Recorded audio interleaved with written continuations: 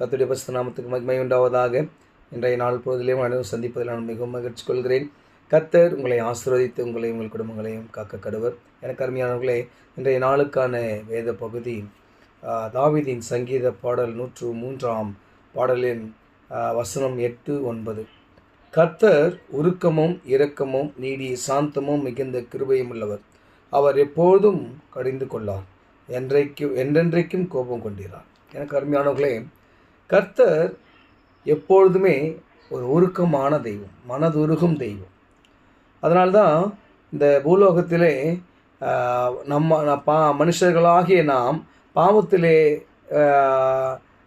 மிகுதியாக இருந்த பொழுது ஆண்டவர் தன் சொந்த குமாரனை அனுப்பி அவருடைய இரத்தத்தினாலே நம்மை சுத்திகரித்து நம்மை மீட்டெடுக்கிறார்.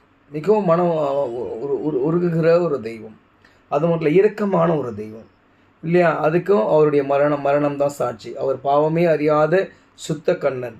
அப்பேற்பட்ட ஒரு தேவகுமாரன் நமக்காக அடிக்கப்பட்டு இரத்தம் சிந்தப்பட்டு இல்லையா, எல்லாவித கொடுமைகளையும் அனுபவித்து சிலுவையிலே வெற்றி சிறந்தவராய் நம்மை மீட்டெடுத்து நாம் நல்வழியிலே நடக்க வேண்டும் என்ற ஒரு நல்ல நோக்கத்திற்காக, நாம் பரலோகத்தின் வாழ்வை பெற்றுக்கொள்ள வேண்டும் என்ற நல்ல ஒரு சித்தத்தை, அவருடைய அன்புக்காக நாம் ஆண்டவருடைய சித்தத்தை நாம் நிறைவேற்றுவதாக நாம் அழைக்கப்பட்டிருக்கிறோம். ஏன் இதை நான் சொன்னால், கர்த்தர் மன உருக்கமும் இரக்கமும் உள்ள தெய்வம். அவர் எப்போவுமே கோவப்பட மாட்டாராம். நீங்கள் என்னதான் ஏன்னா நம் பாவம் செய்து ஏகமாக கெட்டு போயிட்டோம். பைபிளில் அநேக உதாரணங்கள் உண்டு. நினிவே மக்கள், உதாரணத்துக்கு ஒரு நினிவே மக்கள் எடுத்துக்கினா அவங்கள நான் அழிக்க போகிறேன்னு சொல்லுவார். யோனா சொல்லுவார், நீங்கள் அழிக்கிறேன்னு சொல்லுவீங்க, அப்புறமா அழிக்க மாட்டீங்க, எல்லாம் என்ன செய்து என்ன பண்ணுவாங்க, என் மேலே அந்த கோபம் வரும்னு சொல்லுவார். வழி தப்பி போவதும் உண்டு. ஆனால் முன்குறித்த அவனை மீனாயத்தப்படுத்தி அவனை திரும்ப நினிவேக்கு போக சொல்லி நினிவே மக்களுக்கு எச்சரிப்பின் செய்தியை கொடுத்து அவர்களின் மனம் திரும்புதலுக்கு அவர்கள் மனம் திரும்பி ரெட்டுடித்து கொண்டு ஆண்டவரை நோக்கி பார்க்கும்போது அந்த பட்டணத்தை ஆண்டவர் அழிக்கவில்லை. இப்படி மனது உருகிற தெய்வம், கோபம் கொள்ளாத ஒரு தெய்வம் யாருன்னா உலகத்தில் ஆண்டவராக இயேசு கிறிஸ்து மட்டும்தான்.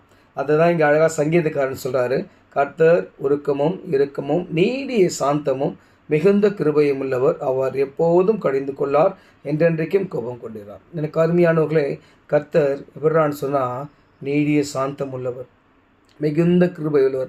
அவருடைய கிருபை தான் காலைதோறும் நம்மளை என்ன பண்ணுது, புதிய நாளை ஒவ்வொரு ஆண்டுகளும் ஒவ்வொரு மாதங்களும் ஒவ்வொரு வாரங்களாய் ஒவ்வொரு நாட்களாய் மணித்துளிகளாய் நம்ம கடந்து செல்லும்போது அவருடைய கிருபை நம்மை பாதுகாத்து நம்மை வழிநடத்துகிறது. எனக்கு அருமையானவர்களை, விசுவாசிங்க, கர்த்தர் பெரிய காரியங்களை செய்வார். கர்த்தரை விசுவாசித்து அவர் சமூகத்தில் அமருங்க. கர்த்தர் உங்களை ஆசீர்வதித்து பாதுகாப்பார்.